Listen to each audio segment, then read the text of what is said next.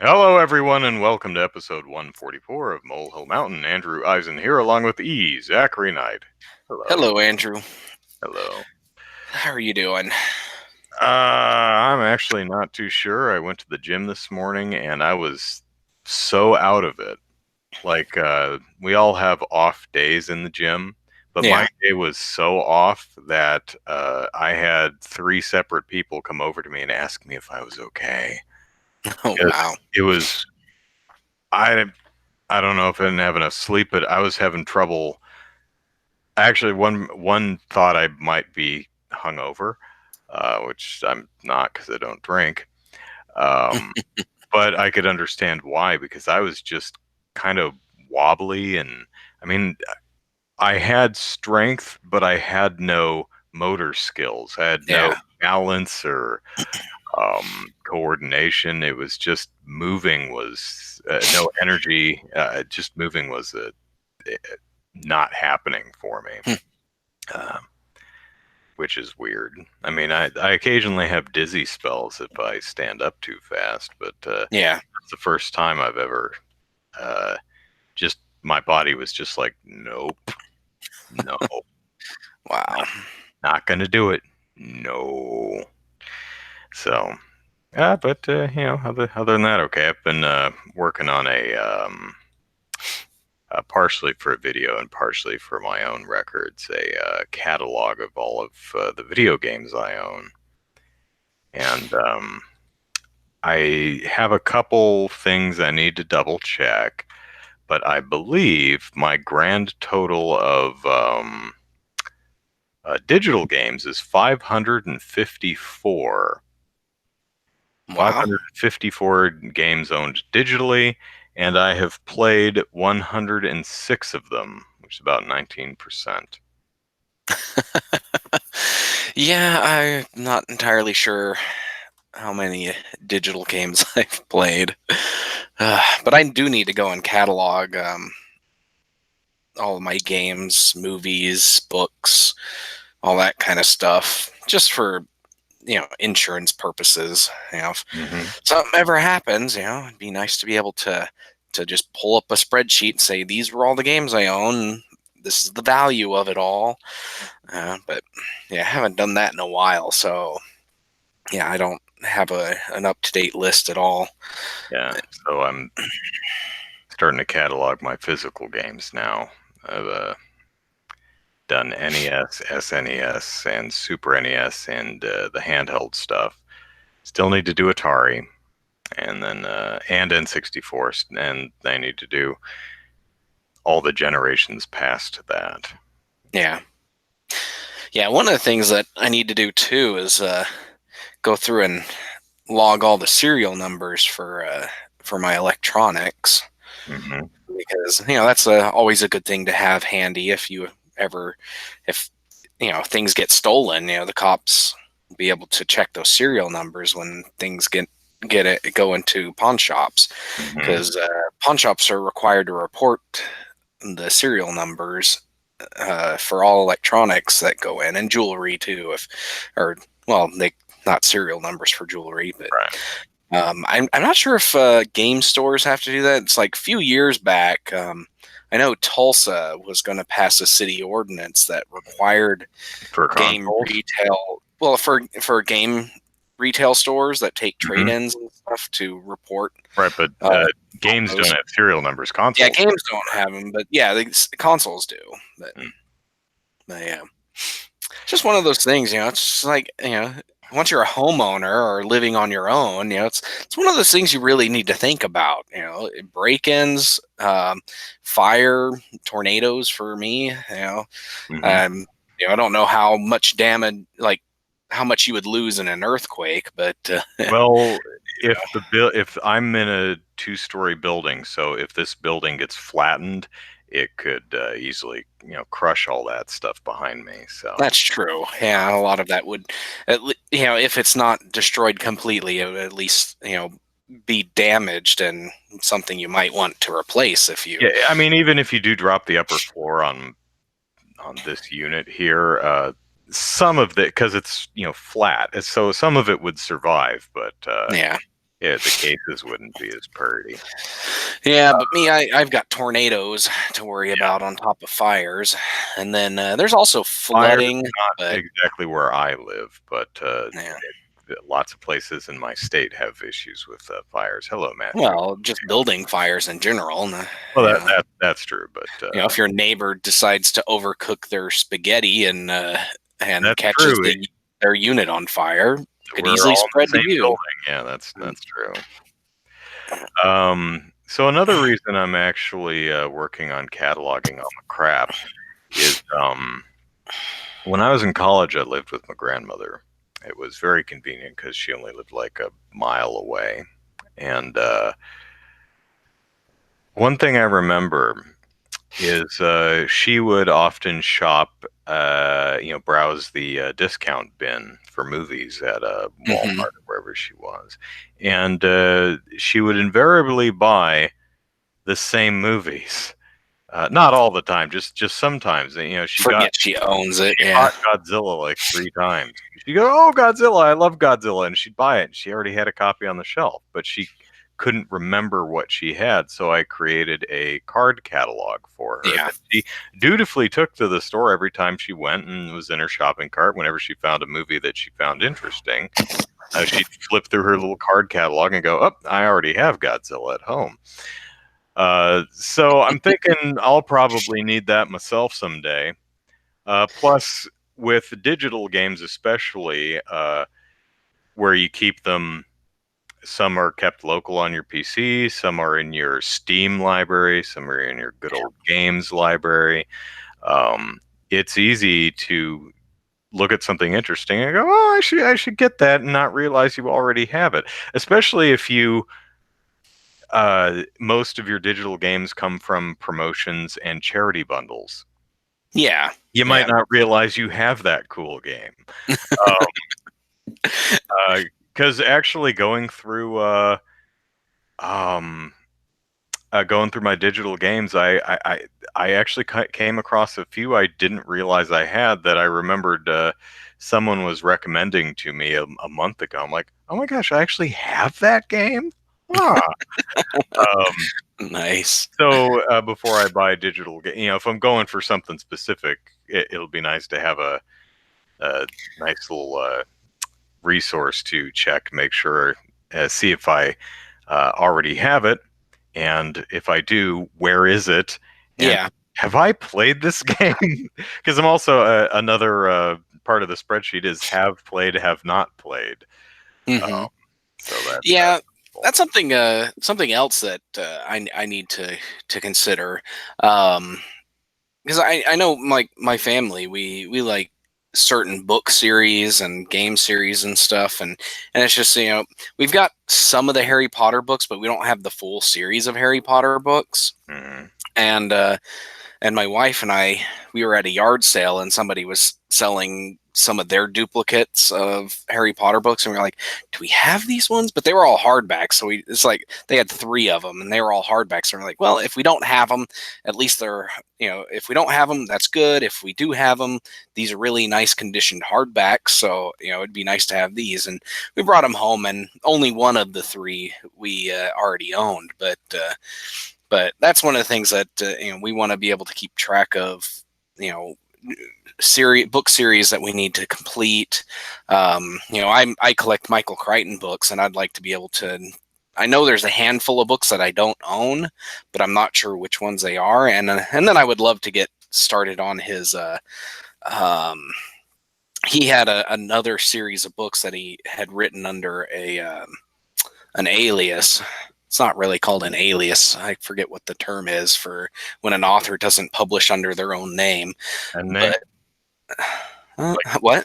like King's Richard Bachman, a pen name, is that the right Yeah, term? something like that. Yeah, but I would like to start reading some of those because I do like mysteries, and he is a good author, and so I wouldn't mind reading his stuff.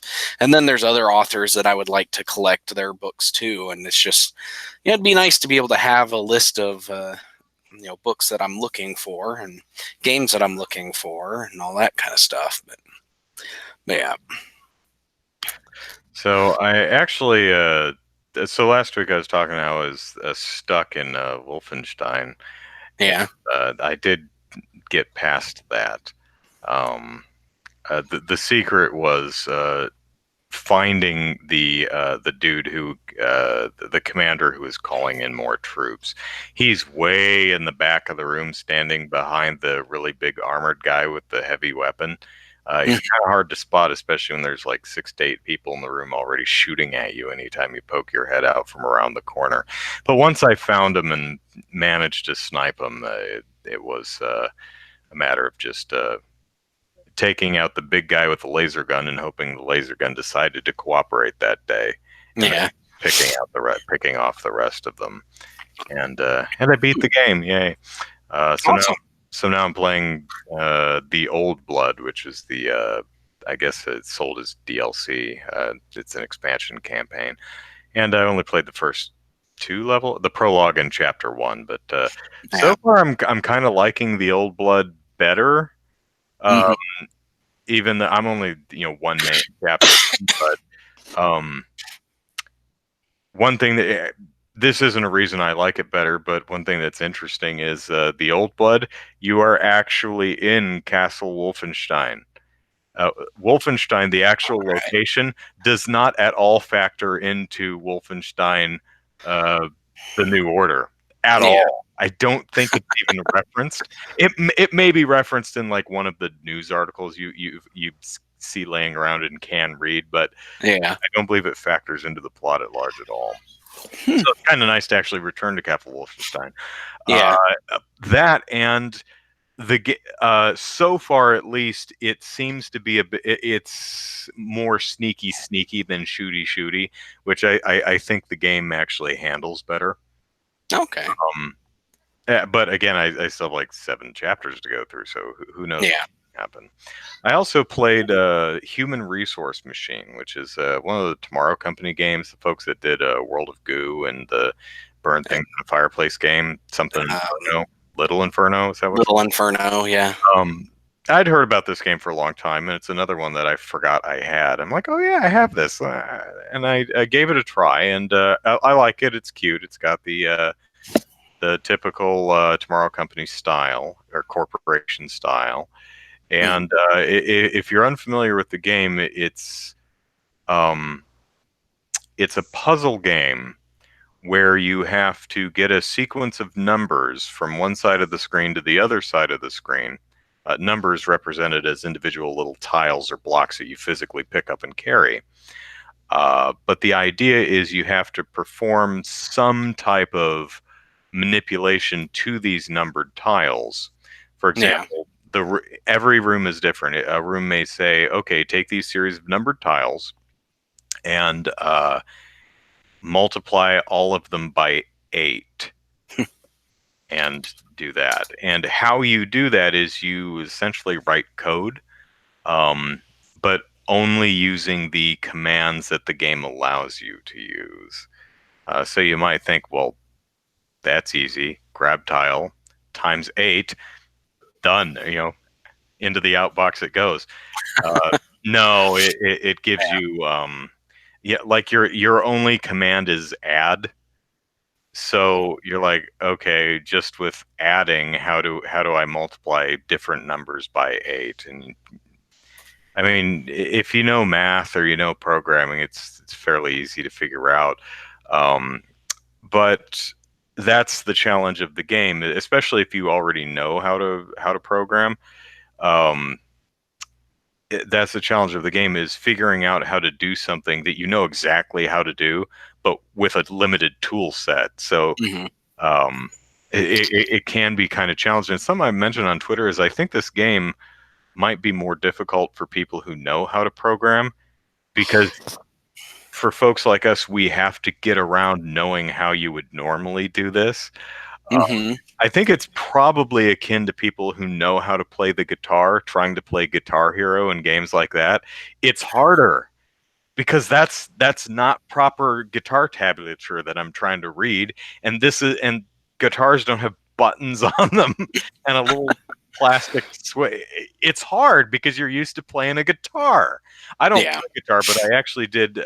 Someone had the Rock Band, and I tried to play the keyboard, and I can play keyboard, but only if I have actual proper music notation in front of me. I was looking at this light trail of stuff. I'm like, I can't sight read that. But someone who doesn't play keyboard, who's just learning that for they don't.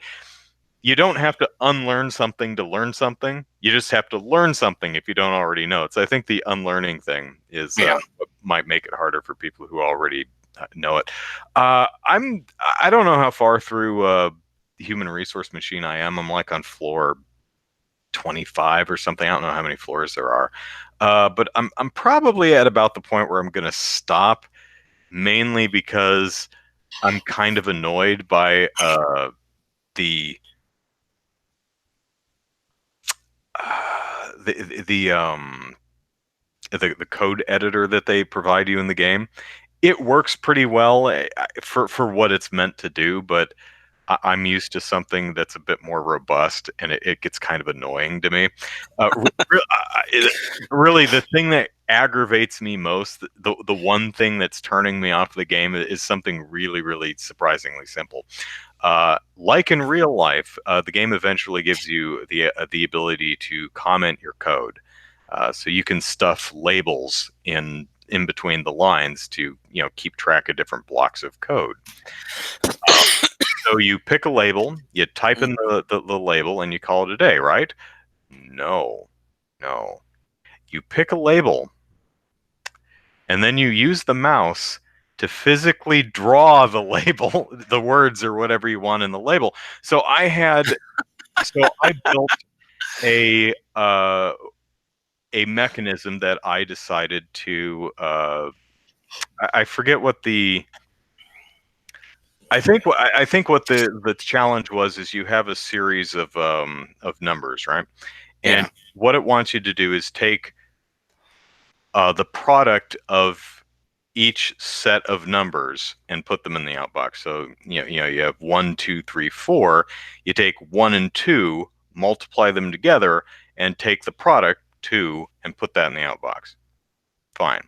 Uh, so how do you do that? Well, one way you can do that is by you add something to itself the number of times of the other thing. So if you have 2 times 3, you add 3 to itself twice, right? Yeah. So what I needed was a counter to keep track of how many times I've added a thing to itself. So I Hmm. wanted to label it counter. So I pull up a label and I'm thinking counter, done. No. Pull up a label, C O U, and of course my handwriting's bad enough as is, trying to draw with a mouse. And that was the point where I was like, you know what? This game is already kind of close to actual work for me.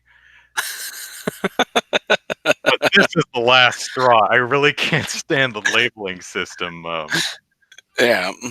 Matthew says it's assembly, so no multiplying or dividing.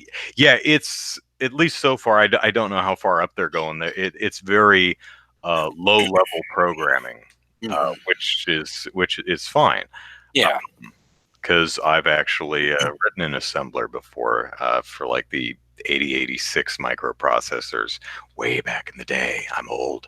In fact, I was talking to someone online about that, and I remembered I still have my plastic microprocessor cheat sheet, which has all of the assembler codes on it. I don't know why I have that. I will never ever write assembler code for a 88 microprocessor again. Why would I? But for some reason, I kept the card. Um, so uh, Matthew says, kind of surprised you had issues with it. For someone who codes, that'd be easy for you. Oh, the the challenges aren't really difficult. Uh, again, because I have a background in low level coding, I understand what multiplication actually is. So multiplying numbers without actually using a multiplier operand that's fine. I know exactly how that's done. It's Yeah. just writing it in an editor I'm not used to, and also it's you're kind of directing a little goofball on who's physically picking up tiles and moving them around, which is actually an interesting way of visualizing registers and stuff like that. So I think it's a pretty good game for intro to coding. I think you could probably use this as a supplemental teaching material in class. Um, but I have to admit, just like when I was doing, trig or geometry or calc in high school, um, anytime they would force me to do something longhand rather than use a calculator, or they'd force me to memorize um, uh, formulas instead of just writing them down and referencing them, that always annoyed me. Yeah, I can do it, but why should I have to? Why reinvent the wheel? Uh, Yeah, exactly. one of my favorite puzzles in the, or at least one of the most memorable puzzles to me was, it was, the puzzle was take two numbers, and if they are the same sign, positive or negative, then put a one in the outbox. If they are different, then put a zero in the outbox. I'm like, oh, it's an exclusive or operand. Great. But it Mhm. doesn't get, so I'm thinking, okay, XOR parentheses done. Woo, okay, but no, you can't do that. So you actually have to write out longhand how you would do that. And I suffer from a malady I like to call optimize as you go syndrome, which is a terrible thing for a programmer to have. Um, because I always want to write clean, efficient code, which is kind of hard to do on the fly. Yeah. So I was writing or playing the game, and with the tools they gave me, I haven't looked. I should probably look up on GameFAQs or something and see how else. But the only solution I could come up with was a frustratingly inelegant solution. Essentially, what I came up with was literally just four different functions. Testing for all four variations that you could possibly have: two positives, two negatives, positive and negative, or negative then positive, and just capturing for you know you look at the first one, is this negative? If it is, go grab the next one, and if it's negative, then they're the same thing. If it's not, then they're different. But if the first one was positive, then look at the next one. If it's negative, they're different. If it's positive, you have to. I'm like, that is ugly. That's inelegant. I feel dirty writing code like that. This game makes me feel dirty. I think that's my problem. Is human resource machine makes me feel dirty. It makes me feel like a bad, inefficient coder. Nice. But it is a Yeah. cute game. I do rather like it. Really, the only thing I'd change is let me just type my labels. Don't make me draw them. That Yeah, that that does that seem like a sucks. odd an odd restriction there. Yeah, I maybe it was it originally meant to be a mobile game? Maybe that's why you were supposed to draw on a touch screen or something like that. Uh, I but don't know. man, I'm on my PC. I've got a convenient keyboard right here. I would really just like to type in the labels. That Yeah. that that would be nice. Also, but when you get into later levels and you have codes or code strings that are longer than the screen is tall, um, everything is in big, cartoony, colorful, blocky chunks. So you're scrolling up and down through this thing, and all of its jump to, go to, whatever it's called, commands that Yeah. hop to a different section of code, all have arrows going all over the place, which is neat. But it doesn't actually use labels. You don't go to A. It says jump and then physically point to where you want to jump to, which is visually probably the best thing to do, especially for people that don't have a programming background. But you end up with Mhm. this mess of crisscrossing arrows all over the place, and I'm like, oh, I hate that. I hate it so much. Yeah. But otherwise, Ugh. I quite like the game. I'm probably not going to finish it, but it's still a cute game. Yeah. I'm glad I took a look at it. Okay. Yeah, my gaming this week has frustrated me a little bit. So I got back into playing Ocarina of Time, and I finally caught a fish big enough to get the piece of heart, which took me a few tries to get. It just always frustrated me when the fish would get away. It's like I'd snag that big fish and then it would get away. And then I finally snagged one, and I think it was like 5 minutes of reeling this fish in, like just holding down the A button, holding down on the or down to the right on or to the left on the analog stick, and just reeling that stupid thing in. Finally got it, and it was a 20-pounder, and it's like the minimum you need is 13, I think. To oh no, it wasn't the piece of heart. It was um, the golden scale, which allowed me to get a couple of pieces of heart. Um, but yeah, so I finally caught that thing, and I was just expecting, I wasn't expecting a 20 pounder when I caught it, because my previous record was 12 pounds. So that was a nice jump. But then I went to the fire temple, and I think I'm going to struggle with this game, because the to get in the fire temple, you get the mega hammer, the megaton hammer, and the puzzle to get to that just frustrated the crap out of me. Okay, so the room it's in is on a circle. It's a circle. It's like, a slope up all the way around. So you come into the room, and the hammer's just like right next to you, but it's around the slope, so you can't just like jump up there or anything. And but it's also surrounded by flames, so you can't just go run up there, run up the nice easy path to get up there, because it's on fire. But there's a switch down at the bottom, and then there's this nice little tiny rail on the inside that you're supposed to run up and in order to get to the stupid treasure chest. And that took me 2 hours, literally 2 hours to get, because I would always, and in the circle to the right of the rail that you have to run up is this nice little pitfall that drops you 2 floors. And then on the other side was just a boulder that kind of went back and forth, and you just kind of said, you just have to start over, because there's no way to get up there on time. And it literally took me 2 freaking hours, because I kept falling off the stupid rail trying to get up there. And I was about to give up on that game, because I'm just like, if it takes me 2 hours to complete this one puzzle, it's like I fear for my life when I get to the water temple that everybody says is the most frustrating and annoying dungeon in all of the Legend of Zelda. But The water temple is it's not hard. It's just kind of, it's like human resource machine. It's unnecessarily frustrating, because the gimmick requires you to constantly equip and de-equip the iron boots or heavy boots or whatever they're called. So you sink in the water to go to different levels. But to do that requires you to pause the game, to open the menu, hit R or whatever to go to the right screen, then to get to the boots to unequip them.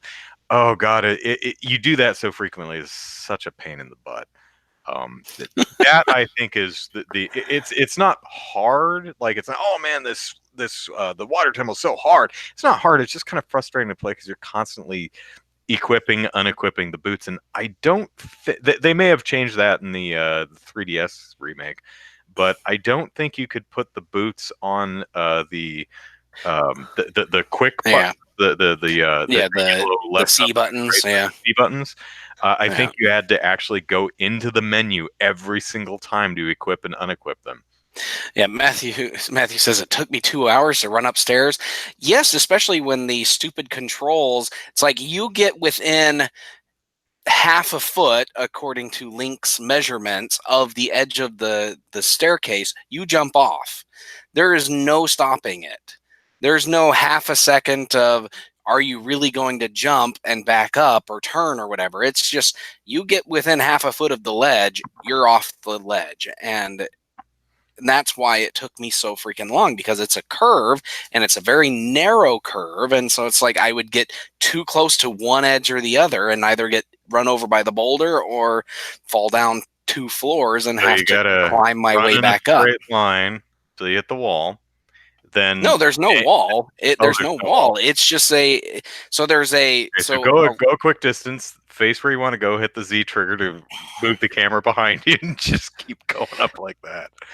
but the switch is on a timer, and so it's like Oh, you only have just enough time to make it up the stairs and to the chest before the timer goes off and the flames come back on. And it's like you can't go over the outside because the outside is a bunch of ledge jumps, so you have to jump up and lift yourself up. And so it's like by the time you're up the second ledge, times are already run out, so you have to go up this little narrow path that either causes you to jump into the path of a boulder or fall 2 floors below. And yeah, it frustrates me. So it took me a while, but I finally got it. And it's like the boss was just super easy. This little dragon that you play whack-a-mole with a dragon, and it's trying to remember that boss.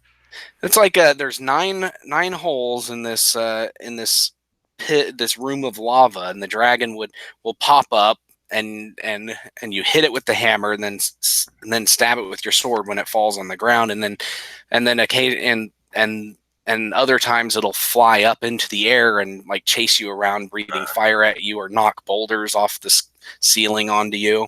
The one I That really, one, yeah, that one was easy. the one I really remember is the dragon that's sitting on top of the volcano in Wind Waker. Its tail's just kind of dangling, and you have to grab it by the tail and swing on it. It's like, what the hell?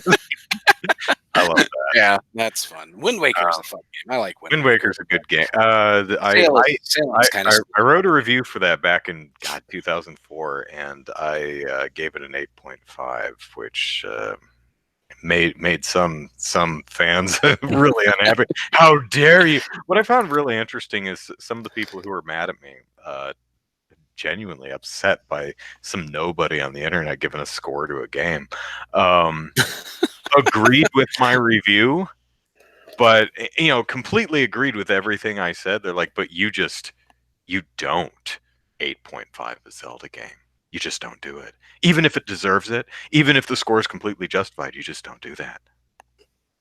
Okay.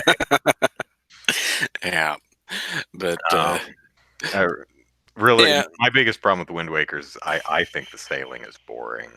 It takes too long to get where I'm going. Yeah, the sailing is kind of boring, but It doesn't ruin the game. I stayed up till 3 a.m. several nights in a row playing that damn game, but sailing got really tedious for me after a while. Yeah, the sailing is kind of boring, but there's enough happening while you're sailing that at least it's not monotonous. Because you get the little pea hats or whatever they are that but kind they of never fly catch around you. at you. Yeah, they never catch you. There's the barrel jumping things that occasionally there are barrels to yeah. jump over, and you might get a rupee. Yeah. Octoroks occasionally pop up and spit at you, but they always miss. Occasionally there are like cyclones that might actually hit you, but I don't remember if they do much. There's just not much to do. Essentially, it's just point the wind in the direction you want to go and go make a sandwich, because it could be a minute or two before you get there. Yeah. But I'd like to end this by pointing out, as I have been doing for 23 years, I did catch the Hylian Loach. Oh, you did? Yes, I did. Did you you found the sinking lure and everything? I would imagine I used the sinking lure. Yeah. That sounds. I haven't seen the Hylian Loach yet, so yeah, I'm not that interested in catching it. I had to fire up my copy if the battery is not dead in the cartridge. I had to fire up my copy and see if the Hylian Loach is still sitting in the fish tank. Well, it probably is. It would be if your save is still there. But yeah. Yeah. All All right. right. So, first topic. Sony has done their second State of Play, which is totally not a ripoff of Nintendo's Direct. It's fine. Yeah, I kid, I kid. But second State of Play. The first one, I think you and I were both in agreement that was both dry and underwhelming in the information it provided. Like Yeah. some like one or two titles, like, oh, that looks kind of neat, but overall it was like, and it had no real personality. This one I feel had the same problem in that it just has no personality. It's kind of Yeah. dull, It's just but yeah. It's just some kind of a but series of trailers. Is yeah, all it but the really games were comes down to. yeah. I mean, you may as well just post your trailers to your YouTube channel. I mean, because this is essentially just a compilation video of your trailers. There's Hmm. very little connective tissue, at least not enough to really justify a branded show, I think. But Yeah. uh, Yeah. I agree. but a better lineup this time, I think, anyway. Of course, I'm a big fan of Monster Hunter, and they let off with the Monster Hunter Iceborne expansion, which comes out in September 6th, I believe. Although Yeah. they did not mention the price on the State of Play, which always makes me nervous. I was like, okay, they'll probably announce it at E3, but it actually Probably was be like $40. okay. It's Yeah, they announced it $40. somewhere. It's on Capcom's. They did a live stream, Twitch stream with more information, like Yeah. the next hour.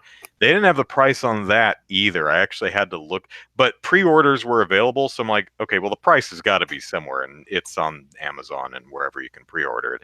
So, so Iceborne is a digital download. It's not sold physically. That you can buy it physically, but there's just a download code in the box. It's not on disc. Hmm. So it's $40. You can buy original Monster Hunter World plus Iceborne for $60 when it comes out. But if you already have that and you just want Iceborne, it's 40. Which, yeah, I'm fine with that. Knowing the amazing amount of crap that's always in these expansions. Normally they do a complete new game. Like they Yeah. had Monster Hunter Try, and then they released 3 Ultimate. Same thing with 4. They had 4 and 4 Ultimate. Um, it's always the original game, and usually like twice the monsters and weapons and armors and that. So there, $40 may seem like a lot for DLC, but this is much more akin to what gamers of our age are used to with expansion Expansion pants. packs, Yeah. right? Um, Yeah.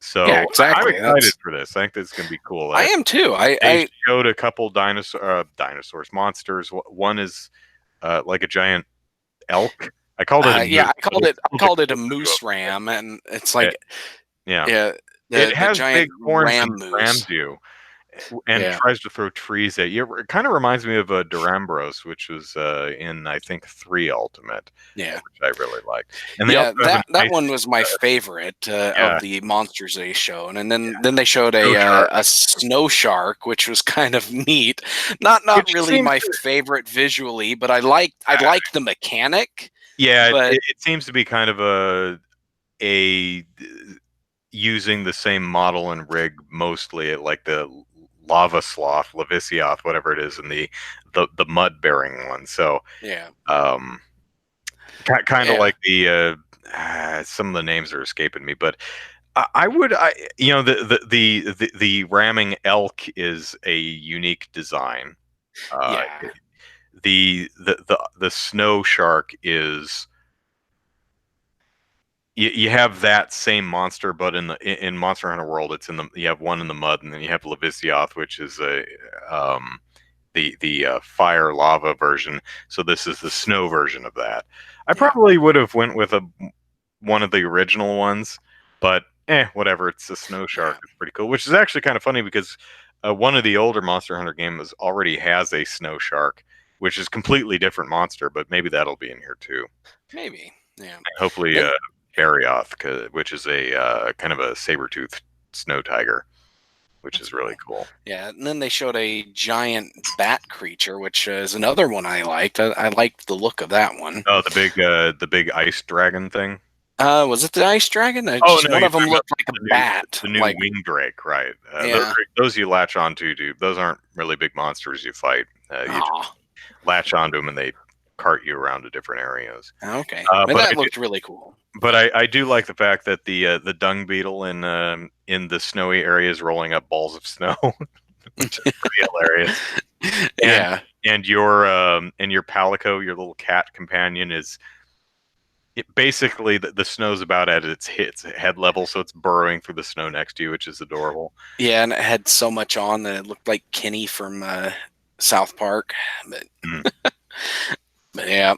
So yeah, it's definitely some good monster designs. I'd like to see what else they have coming down the line for that expansion. The And it makes me want, at this point, I'm just like, yeah, when I get a PS4, I think Monster Hunter is going to be a day one purchase for me because it looks good.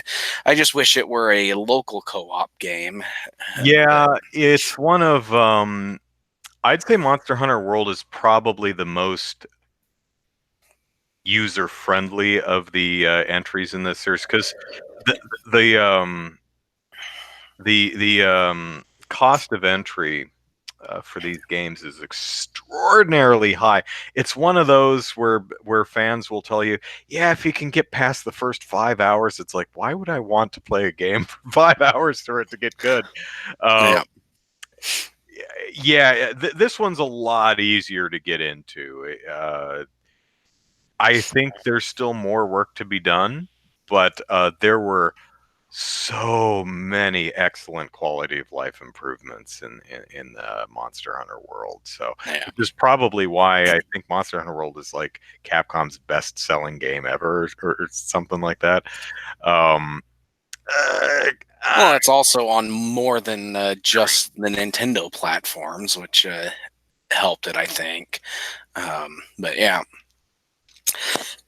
but yeah, the yeah. As Matthew pointed out, they did a Twitch stream after the state of play, which I watched, and which was subtitled in English, which was very. I think it was actually subtitled and subbed, if I'm remembering correctly, which was nice. So thanks for that, Capcom. yeah, all 12 right, million units, yeah, doing quite well. yeah. So the next game in there was River Bond, which is a voxel dungeon crawler that's local four-player co-op, which it looks really cute. I got a it gives me a very Lego game vibe where it's like you run around and you smash everything and collect goodies from it, and that's basically what this is. And so it looks like a fun game that I would enjoy playing with my family. So it's another PS4 game that I would probably buy within uh, you know if not first day, but whenever it comes out or whenever I get one, because it looks like a lot of fun. I just have to try it. Yeah, Yeah, it's just one of those things. I like local co-op games, and if somebody's going to develop a local co-op game and it looks fun like this one, yeah, I'm fair gonna enough. support it. Something I'm chatting with Matthew about in the chat is uh, same console split screen is not really possible for Monster Hunter World anyway. Wouldn't really be possible to do that on the PS4. Maybe the Pro, but even the Pro's probably not. Yeah, Um, Game has enough frame rate problems as it is. But as I mentioned in the chat, one thing they might be able to do is something that Nintendo does a lot with the Mario games, where one person plays Mario and the other person plays the pointer in Galaxy, or plays the hat in Mario Odyssey. So in Monster Hunter World, you could have one player as the hunter and the who controls the hunter and the camera, and the other player just the palico, and they make they do play as the best support they role. can. Yeah, Right? Yeah, yeah. maybe that would work. I mean, that That wouldn't would be really work. fun with a younger player Yeah, as player two, but that's not like gonna me and my accommodate two wife, major Monster Hunter fans. yeah, like my wife and I, well, she might like that, just because she's not as big of a gamer as I am. But it's like, or I guess my son. My son is at the age where he likes to play games, like really play them, and he wouldn't be satisfied playing the little support cat where all he does is throw potions at me or bombs at the monsters or whatever. Um, that wouldn't be as fun for him in a two-player scenario. But, but yeah, the next game that they showed was Away, a game about a flying squirrel, which I thought was Yeah, just sure. I got the sense that it was a game where you wouldn't just be the flying squirrel, that you'd take over other things or evolve into something possibly, greater. yeah. You were just the squirrel the entire time. Yeah, the trailer focused mostly on the flying squirrel, so it's like if it were just a game about a flying squirrel, I'm fine with that because it looked cute, it looked fun. But yeah, if you take over other animals and play as other animals, that's even great. That's even better. But yeah, it looks really cool, and it's a post-apocalyptic game, right, where humanity has died out or something along those lines. Yeah. I think that's the vibe I was getting from it. I didn't take too many notes about it. It just looked cute. So, Mm-hmm. Next. is it spam if I count the knows? Sure, but no. I say that a lot. But I know you do. I do too. I try not to. yeah, it's those vocal ticks. Yeah, I've got a lot of if ums in there, if and we have annoying vocal ticks, let us know. We'll work on it. yeah. What's next? I think that was it, and then Predator. they showed Final Fantasy VII. No, And Predator was in there somewhere, oh, right? Predator! Yeah, that's right. They showed Predator. Now I have Uh, thoughts on Predator because they showed Predator. I'm like, ooh, Predator. I like Predator. And then they said online asynchronous multiplayer game. I'm like, oh, well, now I have no interest. That doesn't mean it's a bad game. That just means it's not for me. yeah, So it looks like it's taken the page from how the Friday the 13th game or that other horror game where you played a bunch of different, I forget what it's called. But there's like, uh, you can play a supernatural stalker or campers. And okay. the stalkers are typically based on um, like one's based on like the Jigsaw Killer, one's based on a mummy. One's I think they have a ghost face coming out. Dead by Daylight. Thank you, thank you. Hmm. Um, Yeah. So yeah, I forgot about that. I didn't write anything on Twitter about the Predator one. I think I was kind of distracted at that point. yeah, It's like I I mean, saw I I saw mean that Street Guys, and I was just like, Friday the I 13th zoned is out. popular. Dead by Daylight, I think, is pretty popular, and people seem to like it. So it's an I think obvious it's a route to go for Predator, yeah. but that I think it's a means it's good not for me, which yeah. disappoints me. I would like a single player Predator game with an Yeah, I do like the concept of hunter versus the hunted, and in this, but yeah, the online multiplayer, like if there's not a single player campaign or something, it's probably not going to be something I end up playing. But I do like the idea of being able to take the role of the predator or one of the humans, and that's kind of cool. You can That's the either neat thing about the Sega version of the Sega Genesis version of Jurassic Park. You could play either Alan Grant or you could play the campaign through as a raptor. yeah. Yeah, so that's fun. Yeah. So also in this state of play was the medieval remake. Yeah, they showed another trailer for Medieval. I didn't have anything else to say about that one either because it was just we already knew the game was coming, and Yeah, it looks good. It yeah, just looks fine. yeah. And then was there anything else other than Final I Fantasy think VII? I think Final Fantasy was the only other one in there. Yeah, so Final Fantasy VII, they finally showed more information Yeah, on that. Still no release date. Um, and no other information about it. We saw a little bit of gameplay, a lot of cinematics, Yep. but some of the character designs, they look great in modern, modern So that on one guy modern talking about consoles. like body slam the train. That's all I care about. I want to know if you body. That's in Final Fantasy VI, Oh, is that I not think. seven? Oh, okay. Yeah, No, no wonder I've actually seen it because that's a game I've actually played. yeah, in Final Fantasy VI, Sabin can suplex a train, and it's great. Yeah, it's like you So I've just seen lift up an engine and drop it yeah, down. I've seen a couple interesting things. One, I heard someone mention that all the scenes that they've shown from Final Fantasy VII Remake so far have been from like the opening hour of the game. And I'm like, Yeah, really? look Does that mean that's as far as they've got with development so far? well, and it leans into the fact that they announce that they're going to be releasing this episodic, and so episode one is probably just going Oh, to that's be right. everything that takes place within that first section of the game where you're in Midgard, and it's like once you escape that, that's probably where that's going to end, and episode two Well, begins. Final Fantasy VII was multiple discs. Was it 4 discs Four on discs, PlayStation? yeah. So do you think 4 episodes? One, or Maybe. I doubt they're gonna be that. I'm thinking they're probably gonna go with more episodes than that. But yeah, 50 episodes because we're going to be releasing this until 2030.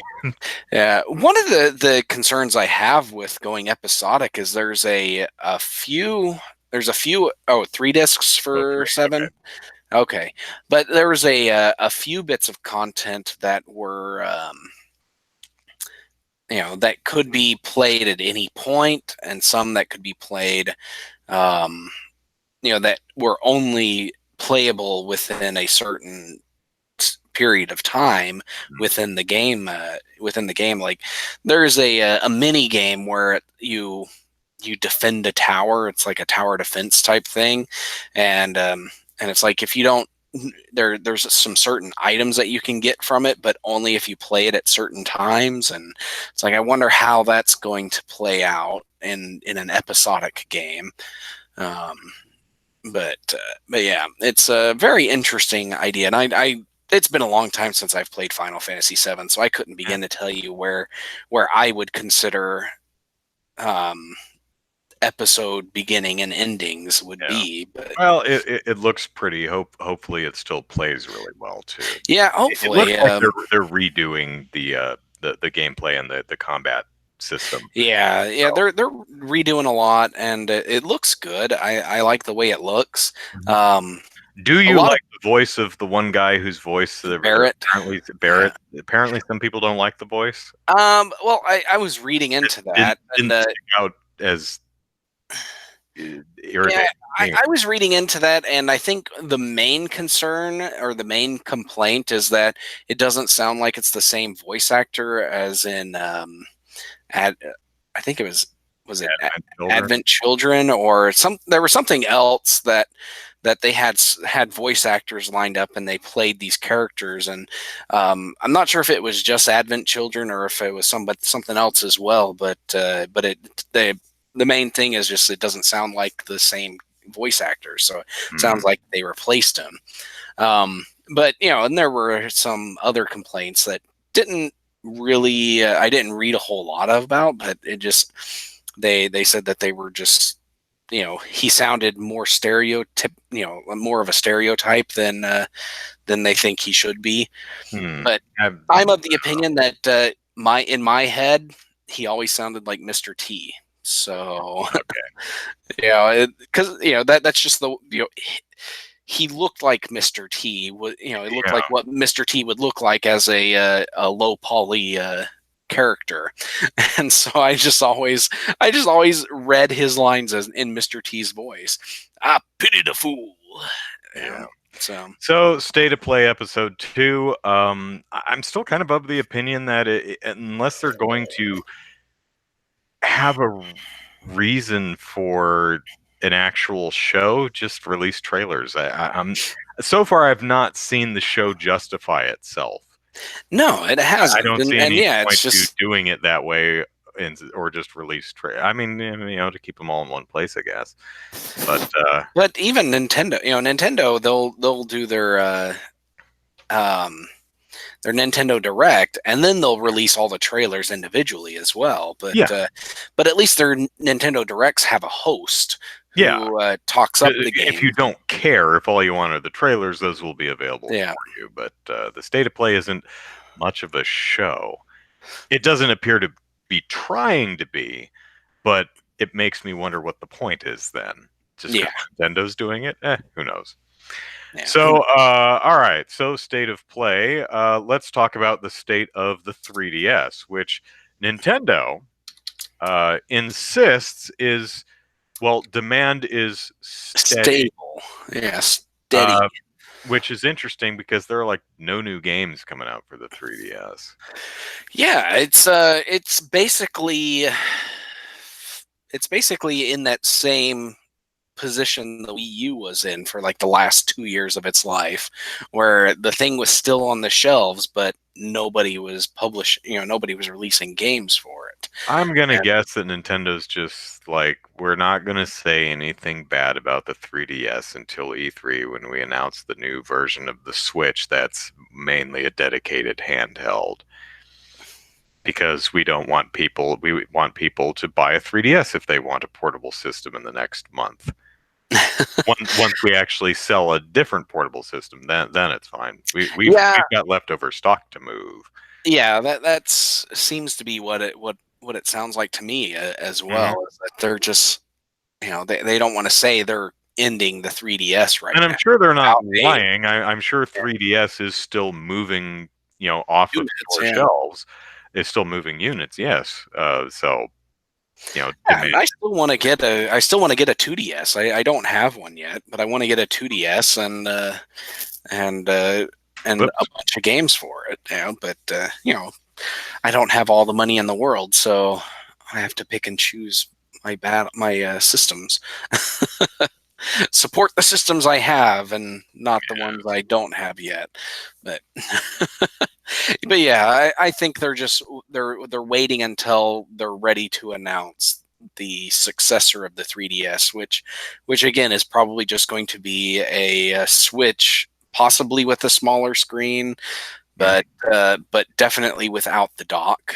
Um, They may still try to, they may, like, if at E3 they announce a portable only or version of the Switch, they may, announce a massive price cut for the 3DS and say, and keep it as the entry level portable experience. This is the super cheap version. There's a huge library of awesome games, but if you want the more modern thing, here's the $250 Switch portable, or 200, yeah, or whatever they end up doing with it, if they do yeah. that at all. But the 2DS is still very affordable right now because it's only 2DS 80. 99, It's 100 80 bucks. dollars Oh, if okay. you want to get the non-foldable one. Right. But if you want to get the new 3DS, I believe that one's like 140. I Yeah, I want think to it's 149.99. Don't they have a new 2DS? I thought I saw that in Yeah, Target or yeah, something it's the the new other day. 2DS. It's got the same guts as the new 3DS. Hmm. So it Just supports no all the 3D. games. It's just they don't have the 3D. And does it fold? Yeah, yeah. Okay, okay. Yeah, there's only that one model of the 2DS, the original 2DS that doesn't fold. Hmm. Um, but the new ones, the new 2DS XL is what's on the market now, and that one, yeah, that one folds and everything. So it's, I wouldn't mind getting one of those, Hmm. and wouldn't mind getting one of um, the non-foldable ones for the kids to play on, but because they destroyed the hinge on one of my DSs, and I was kind of ticked about that. It's like they opened it up and they're like, crack, and folding it backwards. I'm How like, how far does this open? No. So, all right, we've talked about the state of play. We've talked about the state of 3DS. Let us now, before we talk about the state of ESA, let us talk about the state of the entire video game industry via the ESA's essential facts about the computer and video game industry. So, as it does every year, the ESA released the essential facts, compiling just factoids and statistics from the previous year. Uh, what percentage of games were rated what the top selling games of the year were, demographic stuff that they collect through surveys and such. And rather than just read everything, I thought we could just point out whatever sticks out most to us. One thing I found interesting about this particular not state of the industry, what it's called, essential facts, is previous years have all been pretty just charts and numbers. This year they have lots of pictures of happy, smiley people playing video games littered all the way throughout it, which is Yeah. interesting. It you read through it and you see just a bunch of different people smiling and having fun, and I think I mean, it's a small thing, but it actually humanizes and personalizes a very human leisure activity and pastime that Yeah. most people engage in.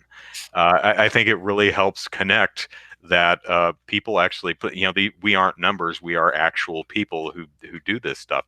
I also noticed that they do a really nice job about showing a whole variety of Yeah. different people. A lot Not of different people. Yeah. Yeah, not everyone is a person who looks like me. Yeah. We've got all So ages, yeah, all the genders, all first picture on the right. cover is a family, and yeah, and then you've got the next picture is looks like three friends, and Hmm. one girl, two guys, and I think they're all different races, and then you got a couple, mixed race couple on the next picture, and then you got two girls who are friends, I guess, playing, and a father and son, and two kids, and then just a bunch of random people, another father daughter, an old guy, and possibly probably his son, and an old lady. It's just tons. Now scroll all the way to the bottom, and if Yeah, you're playing along at home, you can open it. And here, let me pop it into the chat so that you can yeah, play along at home. Yes, Matthew, I read the Variety article. We'll talk about that in a bit. yeah. Scroll all the way to the bottom. This last picture of, well, four people, but you can see a fifth leg, a very hairy leg. That's on the lower left, right next to the ESA members. Don't know whose leg that is, but I love the facial expression of this woman on the left holding the soccer ball. Yeah, That's just is my that favorite her thing. leg draped over that other leg, or I hope not. I don't know, but yeah, it's kind of interesting, and they also show a clear plastic cup with the remnants of what looks like beer. Apple So juice. yeah, That or is apple juice. Yeah. But one of the things I do want to commend the ESA on the guy on here the is right looks that, but going through all of these pictures, and they don't fall into the dumb trap of that you see in a lot of stock photos, where it's just here's a box of controllers, grab one, let's take some pictures of you looking like you're playing, and fine. you end up with the one person playing with the Wii remotes and the other person playing with an Xbox 360 controller. You don't have that. It's like everybody's playing on the same system in Hmm. these pictures, and that's nice to see. I'm glad. It's very refreshing to see somebody take these kind of pictures, even though they're most likely staged. Yeah, But and at least also they're seeing consistent. PlayStation controllers, seeing a tablet, seeing a phone, Yeah, seeing you see a bunch of different things, and it's like there's even any that Nintendo stuff very represented yeah, in here. that very last picture. It looks like um, those might be GameCube controllers, maybe, because they're wired, and those look like GameCube controller. I don't have. Not with four shoulder buttons. It's not a GameCube controller. Is it not? No, because the GameCube controller only had the one Z button above the two analog shoulder buttons. Oh, okay. But another thing I But want to yeah. point out that stuck out to me is one of the things they did with their demographic stuff this year was they divided. What games do gamers play? What are the most popular genres? They divided that up by gender and by age group. Now, without looking, they color coded the different genders. What colors would you assume they would apply to? Here's the woman's stuff, the woman's demographic stuff, and here's the men's. Probably Um, pink and Pink and blue, blue, right? yeah. Right? No, they actually used orange for female and kind of a teal for male. Um, Kind of aqua, greenish blue. Yeah, Matthew says pink okay. for female, blue for male. Yeah, they went with orange and kind of a teal. It's a I subtle don't know. thing, I'm but looking at because down here, male millennial gamers and female, it's like it looks more reddish to me, and well, then maybe it teal, might but depend on the it monitor. might depend on the monitor you're looking at. Let me pull it over here. No, it looks, yeah, it's kind of an orangish red, I guess. Yeah. Um, But here's one thing I noted because they start, here's the scroll. All right, here's what the male and female millennial gamers like to do, and then and here's what millennials is 18 to 34, according to the ESA. and Gen X is us 35 to 54, and then Boomers 55 to 64. What I find really interesting as far as patterns go is the older you get, the more likely you are to want to play by yourself and to play casual games. Yeah, I saw that Because too. the It's younger like, you are, it's like prefer to play with friends, prefer racing games and yeah, action because games. But you get to old folks like us, and it's like I just want to play casual stuff by myself. yeah, I don't with have the time for other people. yeah, with the millennial gamers, 66% of males prefer to play with friends. 45% of females prefer to play with friends. And then Gen X, so our generation, it's 48% for females prefer to play alone, and male Gen Xers 40% prefer to play with friends. So that's and you don't get the full, like, they don't have the full Yeah, but both, breakdown of this. So there's yeah, probably that section of uh, not sure that they don't show us, so we don't know exactly how many Gen Xers but both prefer to genders play with. point are Yeah, while there's a difference between prefer to play alone or prefer to play with friends, both of them are like, you know what, casual games on my phone. I don't want to deal with this crap anymore. I'm yeah. Well, busy. that's something else that 81% of Gen X women play casual games, and 70% play on their phones. And for Gen X males, it's 62% play on their smartphones and 70% play casual games. That's me to a T. It's like, I play more games on my phone than I do on the consoles back there. But I try to play what I can. But it's like, it's kind of hard to do anything other than play on your phone when you're in line at the DMV or at the grocery store or something. Yeah. As you get old, you get responsibilities and you get busy, and you Yeah. take your gaming when you can. You don't have 4 hours to just sit and play a game. It's like, okay, I've got 5 minutes. Pull out phone, play some Candy Crush or Bejeweled or whatever, or Pokemon. Yeah. Not Snap. Go. Is it Pokemon Pokemon Go? Go. Go. Yeah. There we go. Yeah. And that's it. But going back up to the top, one of the things that I like to see is that parents are very involved in their children's gaming. 87% of parents are aware of the ESRB. 98% of those parents think the ratings are accurate. 90% of parents pay attention what games their kids play, and 77% use the ESRB when in making game choices. And then they also, a lot of them supervise their children's screen time. You know, this next block here says that 40 or parents that limit the amount of time their kids spend on activities. It starts with 49% of parents limit video game time, and then it goes all the way down to 23% watching TV on demand. They limit that.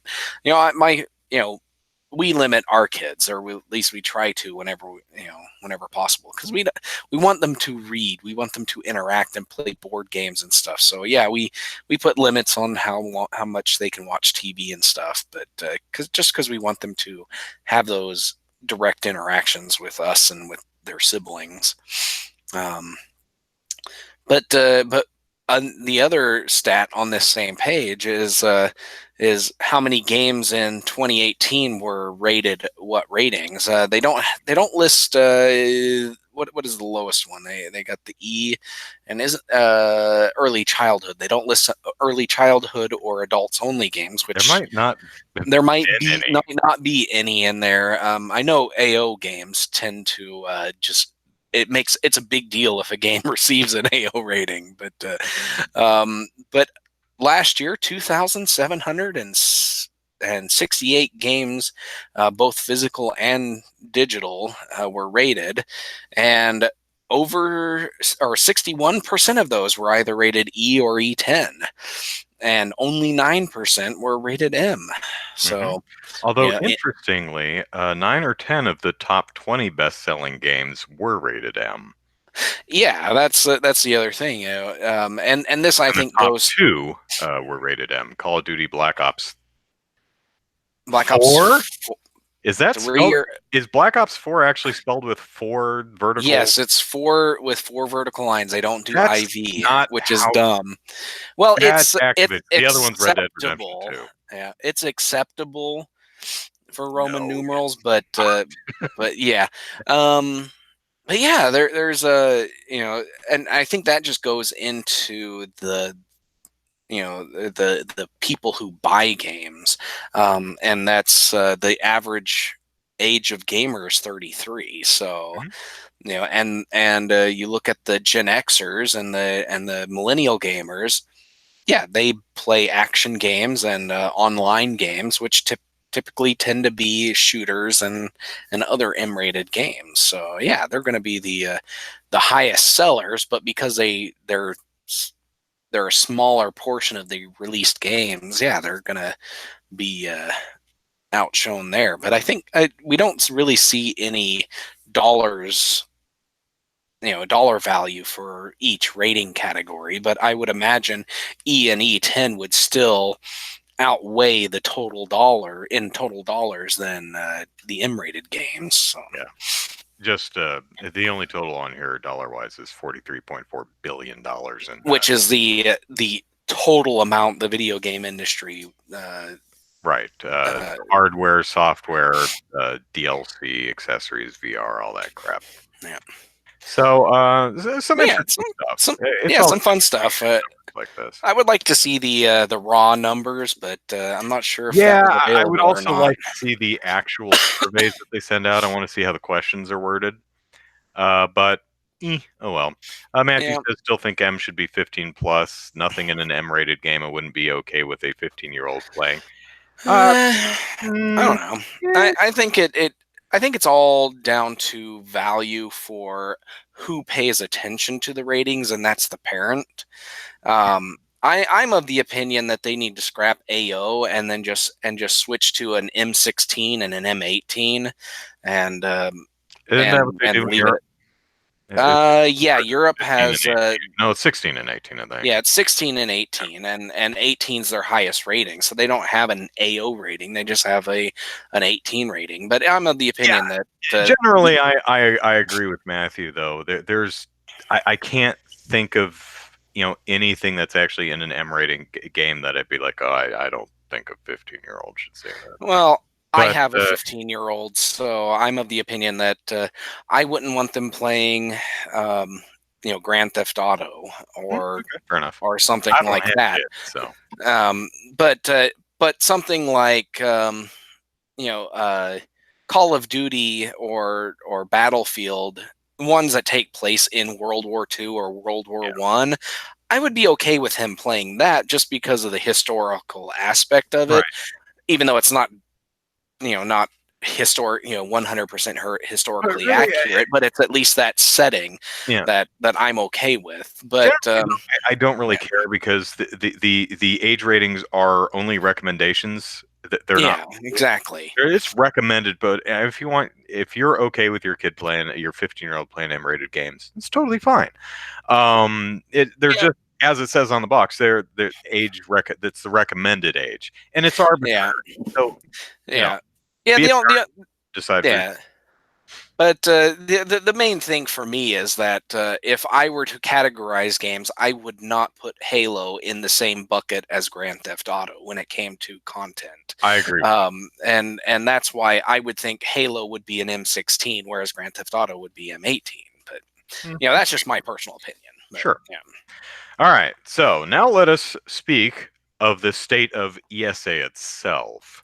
Now, Matthew forwarded a very interesting article in Variety, I think. yep, Yeah, variety. Variety, which talks about the ESA actually lost President Mike Michael Gallagher. Gallagher Yeah, last October, last fall yeah, sometime. And I reading believe it this, was October. That's what. yeah, The article said. reading this, it seems to be like he left because if he didn't, he probably was going to be pushed out.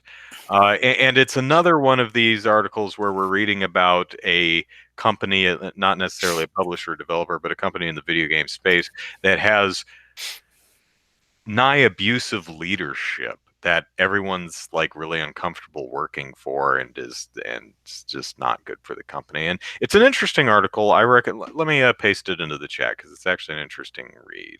Yeah, Uh, it was very interesting read. Andrew linked it, and then somebody else that I know, and he worked for the ECA, and he linked it on Facebook, and I was like, yeah, I need to read this, but and I what I'd like to talk about is at some point, the ESA is going to be under new leadership, probably almost as certainly within the next 6 months, one would think. it Where, is taking what, a while. They're about six yeah, months into no that is permanent kind of surprising. president. Yeah, I think the problem is I think a lot of people don't, even people within the ESA, probably aren't sure what the ESA's role is today, yeah, what it is, what it should be, what this company should do going forward. So, what do we think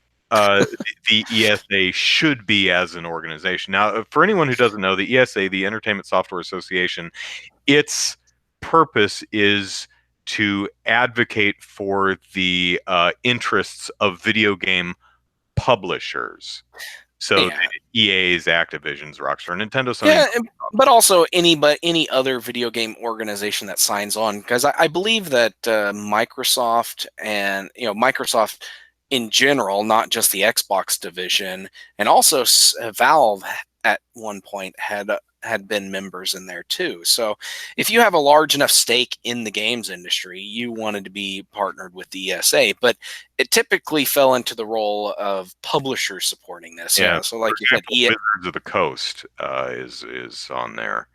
yeah, and they're primarily a tabletop Mm. game company, a game publisher, and but Legend yeah, they're Learning. I don't even know who that is. no idea either.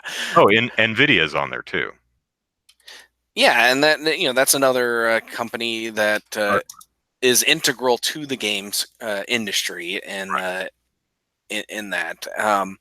So, but yeah, so the ESA, their big things are lobbying in behalf of these publishers. So lobbying state governments, the federal government. I think they're solely confined to the U.S. I don't think they really do anything outside the U.S.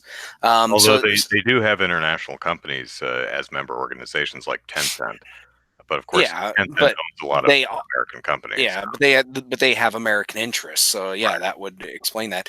And Like their second, Sony and Nintendo. yeah, and along with that role of lobbying, they also fight against laws that that are that the the member companies would prefer not to exist. The big case for that was the video game violent video game restrictions that were Hmm. passed that the Supreme Court ruled in when was that ruling 11. 2007 11 yeah um, Yes. and they had a big hand in that even though the EMA Or actually, I think the argue the it was arguments were 11 and the decision was 12, if I'm something like remembering. that yeah but the main body that was represented like in the case itself was the organization that represented retail establishments rather than the ESA themselves, but they were very heavily involved in that Yeah. case. And then after that is the E3 Expo, which we talk about every year. Happens in June, and that's their biggest public facing role. It's That also like half of their revenue. Yeah, that was the Variety article said that 48% of the ESA's operating budget comes from E3, and which So I was kind of surprised about. it's likely an issue that Nintendo's not doing big conferences. Nintendo still has a presence there, but they're not like renting out a theater and doing a large conference. Sony's not going to be there this year. A Yeah, couple Sony's not going to be there. A couple other yeah, publishers aren't. Yeah, thing. Uh, yeah, so they're probably bleeding revenue. yeah. But yeah, they're definitely having a hard time with the E3, and that's something that the Variety article raises is that perhaps it's time for E3 to become its own thing and break off of the ESA, um, because that's just it's it's basically two separate things going on. It's like E3 really doesn't have anything to do with what the ESA itself does, Mhm. and it doesn't really make sense to have them intertwined in that way. Um, So yeah, I would I'm of the opinion that yeah, I think the E3 might do better in the hands of another conference organization or just as a conference organization on its own. But yeah, but yeah, so but Go yeah, that those are the big things. But going into the future, it Variety points out that there's really nothing in the foreseeable future other than just recently this past week a senator in the federal government Blue box. proposed a law for regulating loot boxes. So Mhm. that's something that the ESA would have an interest in, but it's like this is it's just a proposal. It hasn't actually been filed as a bill, and and so it's not, there's no votes going on yet. So it's like, what role would the ESA have in today in the modern games industry and politics? What do you think? I think probably advocacy for just video games an institution that uh, can better everyone's lives, not just from a pure entertainment value standpoint, but we also have games for charity, games for education, games for change kind of stuff. I think having an organization that can advocate on behalf of the video game industry by showing everyone how damn cool it is and how valuable it is, and it can further the interests of the industry itself by Hmm. taking some of the stigmas that still exist and minimizing them, and also expanding it to brand new audiences.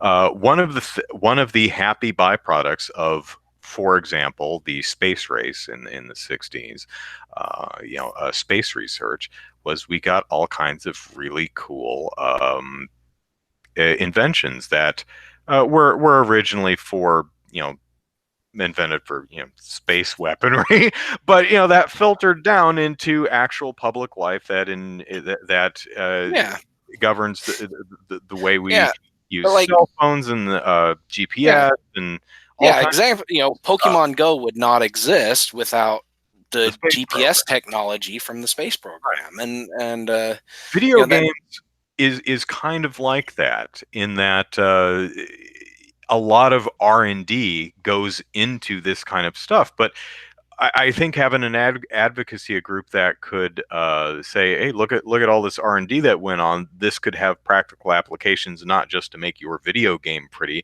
but also for this other area. Come look at this Mhm. stuff." And you could probably you would need a really in touch, forward thinking individual leading the company to do something like that. Yeah. But I also would really like to see someone running the company that better understands or understands at all that the interests of video game publishers should not be mutually exclusive with the interests of video game players. They Well, should and be playing. I would add the developers in there as well. Yes. Because this is something else that I want to raise, and it kind of goes along with what you're saying, is that you know the video game industry as it is right now is facing a lot of issues, and these are issues that are a lot of politicians, going back to like the loot box issue, Hmm. where we've got a politician and other nations and stuff proposing regulations on loot boxes, and it's just and the issue is that the ESA is not doing its role as pushing self-regulation. The ESA was at its best when it created the ESRB, Yes. because it was a direct response to threats of government regulation on video game content, and so in response to that, they created the ESRB, which is arguably the best rating system of any media's ratings in the U.S. and it's better handled than the MPAA ratings. It's better handled than the television ratings and the parental advisory warnings on music.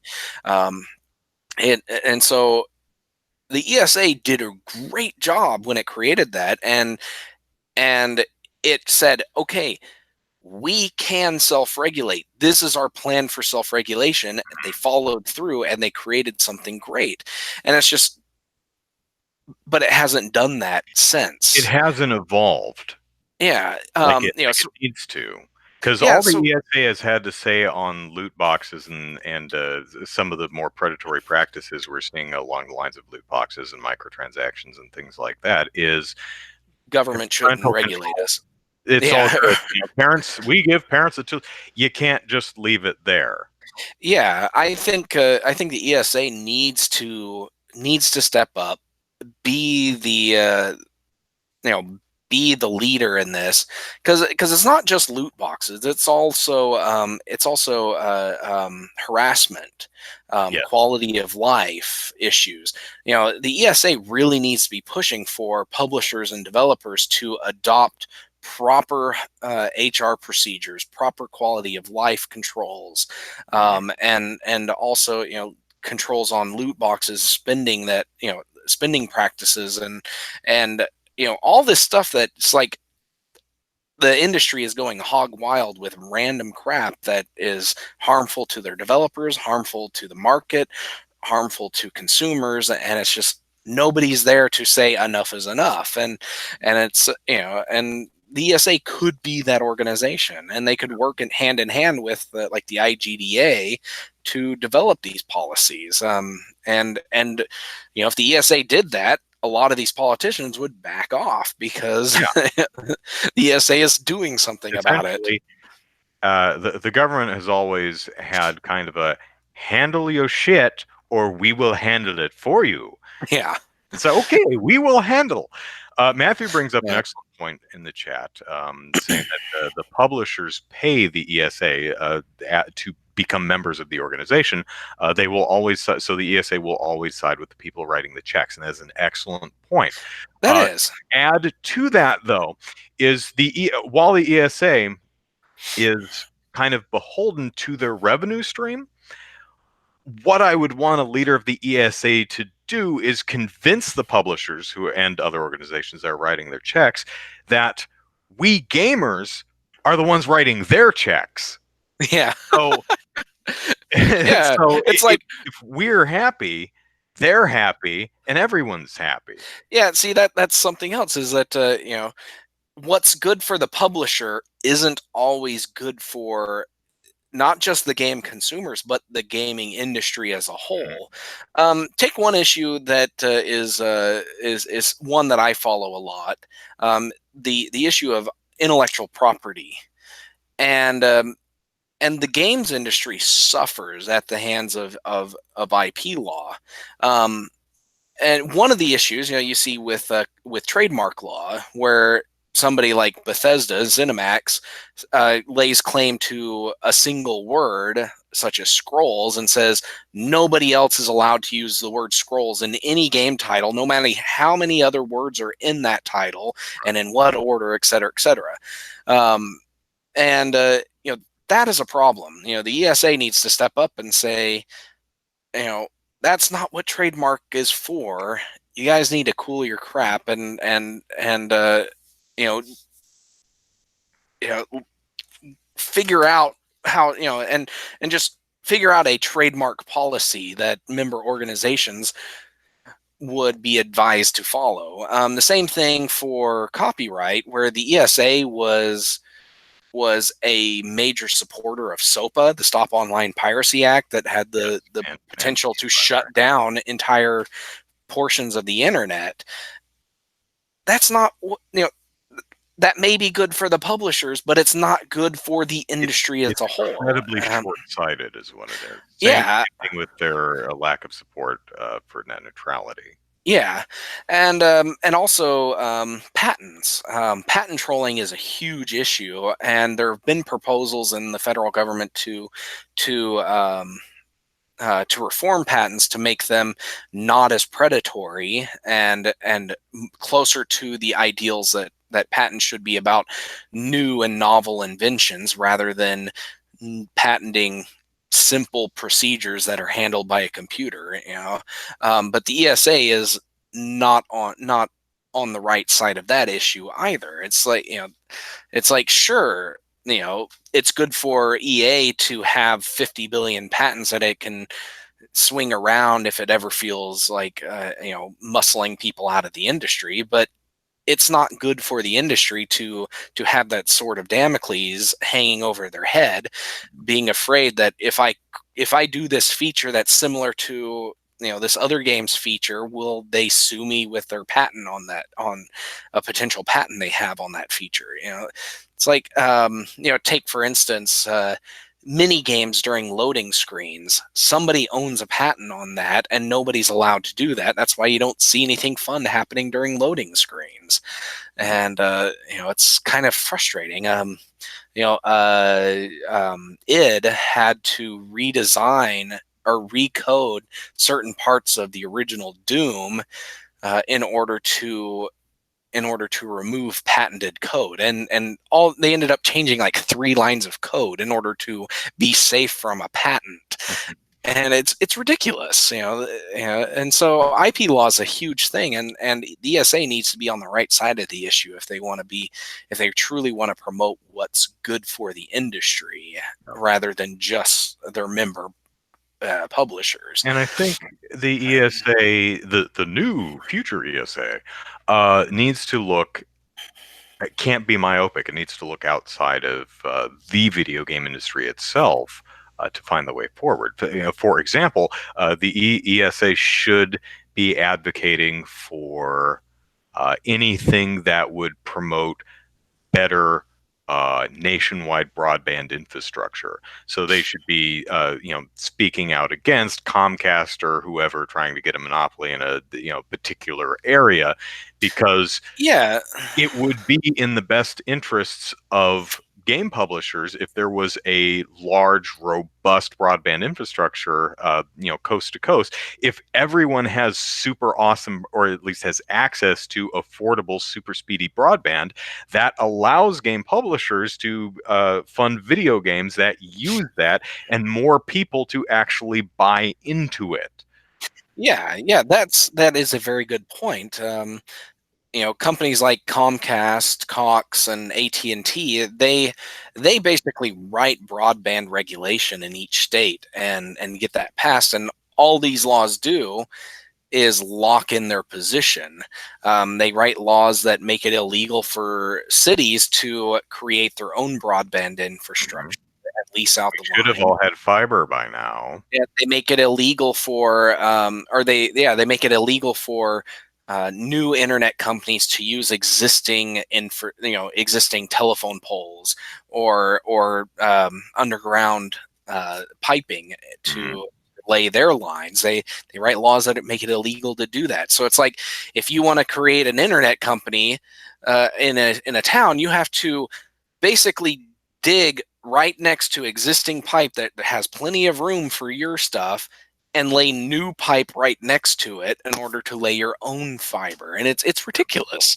um, and but yeah, the ESA should be on top of that and fighting against those kind of regulations. But yeah, it's because it's good for the industry, it's good for the gamers, it's good for everybody. But Building on something else I said earlier, another way to generate more revenue would be to get more members, mhm, paying membership.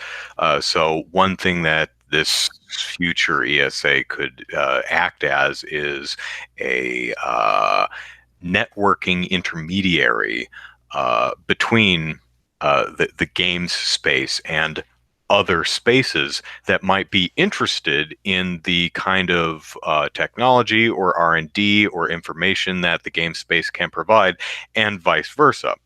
Uh, for example, um, I remember when we were writing for Game Politics, I wrote an article, or James did, or Dennis did. Someone did. So we wrote an article about gamifying the TSA luggage scanner thing. mhm. Because there was a study done where the issue is staring at that damn scanner is boring, so things get missed. So the idea was to add in, kind of do an AR thing, or kind of gamify it. It would add little stars occasionally, and you'd have to click the stars, and you'd get Yeah. points or whatever to kind of help keep them engaged. Uh, you know, so the TSA or other organizations could buy a membership, and they'd have access to all this interesting ideas and R&D and this brain swell of creativity that is the video game industry.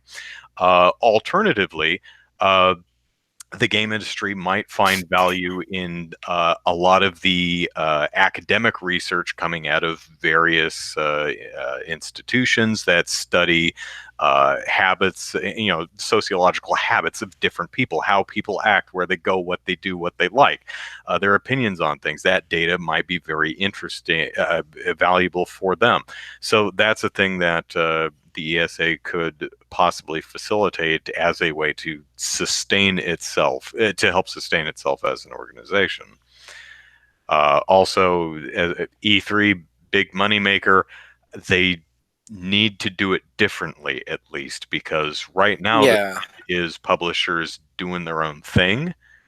So Yeah. the ESA needs to E3 isn't. figure out a an E3 that provides something that publishers want and need, that they can't just do on their own. Yeah, and that's gonna be a tough one, a tough nut to crack, because Mhm. there's so many conventions out there that it's tough to compete with. E3 is like the big one. It's the one that everybody knows. Well, hell, But maybe if we could get the organizers of PAX and the other shows to become ESA members, that might help those shows become even bigger. Who knows? The yeah, other, you also run into an issue on that, and you run into an issue of becoming the exclusive Dream Team club, where only the ESAs and Activisions and Bungies of the world can be part of that club. And yeah, a lot of the smaller developers have no voice. So you would need also a leader who is cognizant of that fact and does yeah. something about it. Yeah, and that's something that Variety points out in its article is that one of the issues with E3 is that it's a lot of smaller game companies are priced out of E3. They can't afford to even put a booth in E3, let alone present. Um, and they need to figure out some way of making it affordable for smaller game companies. And I'm not talking about like 1 or 2 man studios, but companies that have successful games, but they don't have a massive marketing budget to deal with. They have a modest marketing budget, Mhm. and they can't afford to throw 50% of their marketing budget on a single event.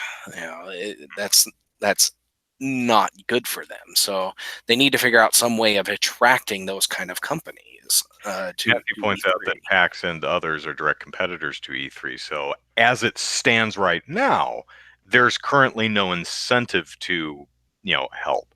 So it would, But there's definitely an incentive to compete, and yes. and So and again, this comes down to a open-minded, forward-thinking leadership of a new ESA who looks to the future and can find a way to work with even direct competitors to benefit everybody. yeah. Because But right now even the if they ESA is decide, very little. yeah, even if they decide to keep current E3 as it is, but do some kind of E3 light like later in the year where the smaller companies are invited, and have that take place in Ohio or something, Cleveland or whatever, some E3 place that's currently, that's not as expensive as LA. yeah, it maybe like a only companies under this dollar value.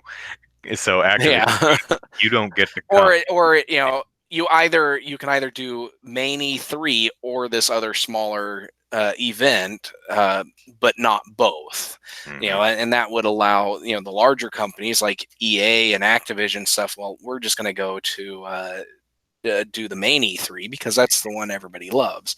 Yeah. But yeah, E3 Lite is just PAX. But yeah, Right. So it's exactly the point. You have to find you have to find the market. You have to find out what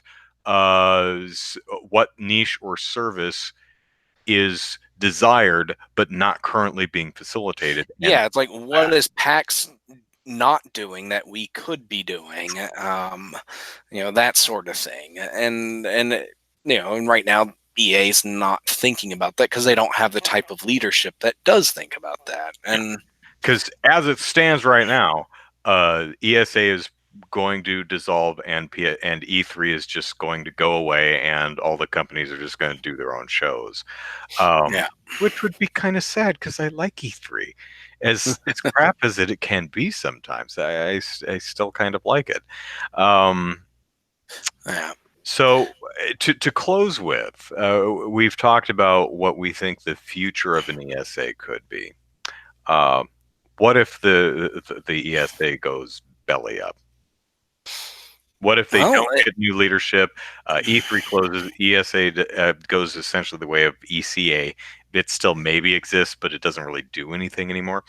Do you think would anybody notice, or would it be just a tree falling in the woods where no one hears it? I don't think anybody outside of people like Other us, than the people who work there, obviously it would yeah, the affect people them. who work there, but the people like us who watch the industry, we would notice. Mhm.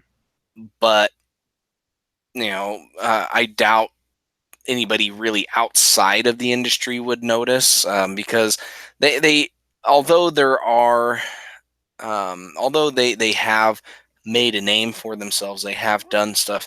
It's just a lot of their functionality can be done by other organizations, Mhm.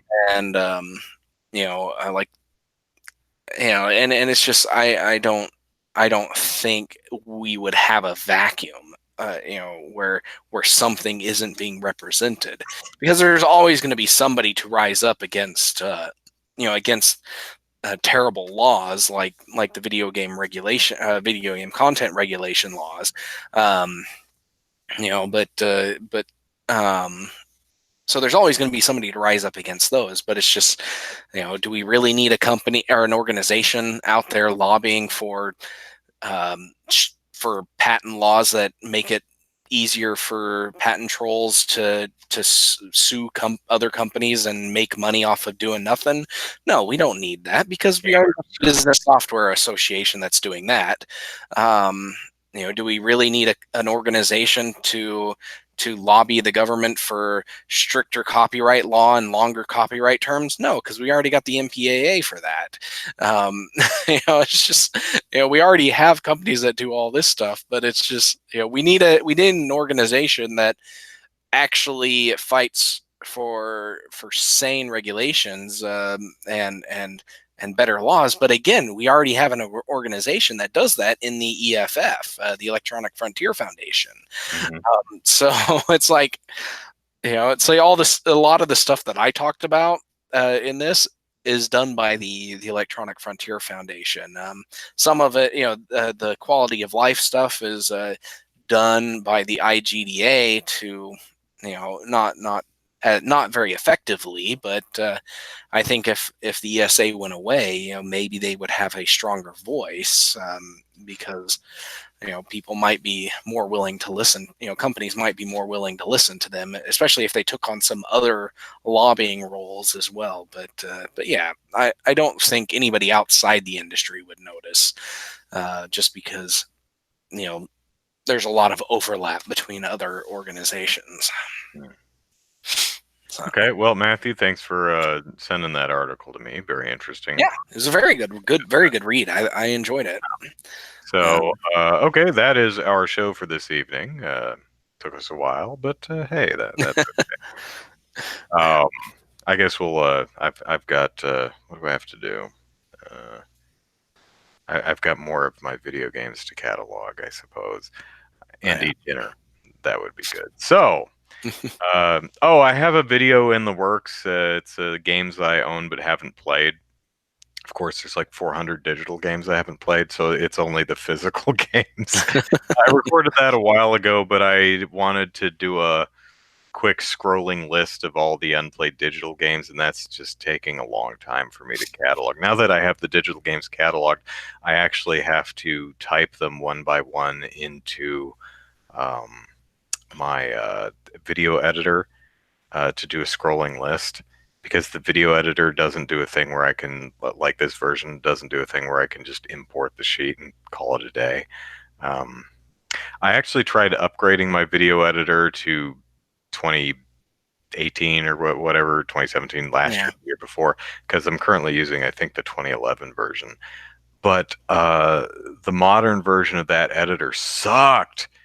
It sucked so bad, I demanded and got a refund for it. Um, Awesome. so, because it did something like it didn't by default have render out 1080p 60 FPS video. I had to manually create my own profile for that. I'm like, what the hell is that? That's the standard. How is that not in the list? How is that in the list 7 years ago, but not anymore? Why did you take that out? And Yeah. things like that. I should probably also just look into another video editing solution. But anyway, hopefully I'll finish that at some point. Um, that's the hard part. I'm frustrated that I don't have the time to do a lot of scripted, produced YouTube videos anymore because of where my life focus has gone. Yeah. My career, unfortunately, I'm having to focus on that. It's taken most of my time. but I was thinking about this early a couple days ago. I was like, I, it's frustrating that I don't have time to make YouTube videos, but I am kind of buoyed by the fact that I have no shortage of ideas for YouTube videos. So it's not like the well has run dry. So I feel a little bit better about that, although it is frustrating that I don't have the time to actually produce the videos. But them's the word. Yeah, yeah, that's always one of the issue. One of the problems. All these ideas and no time to do them. Yeah, like I know I have you the have same a ton of thing. ideas for little video games you want to make, but good luck finding the time to make them. Yeah. So Yeah, anyway, Andrew Eisen, crazy. Eisen is how you spell the last name. Plug it into YouTube, and you'll find the Molehill Mountain podcast and videos when I have time to make them. Um, Follow me on Twitter at Andrew Eisen. Zachary, plug away. All right, you can follow me on Twitter at Easy Night, where I talk about gaming and politics and other things. You can also follow my game development work at DK_gaming on Twitter and DivineKnightGaming.com. And if you're interested in the Oklahoma game development scene, check out OK Game Devs on Twitter and OKGameDev.com. All right, that's it for us. Thanks everyone for hanging out for another uh, double stuffed Nearly, episode of Molehill Mountain. yeah. And we will see you back here next week. Take care, everyone. Bye bye. See ya.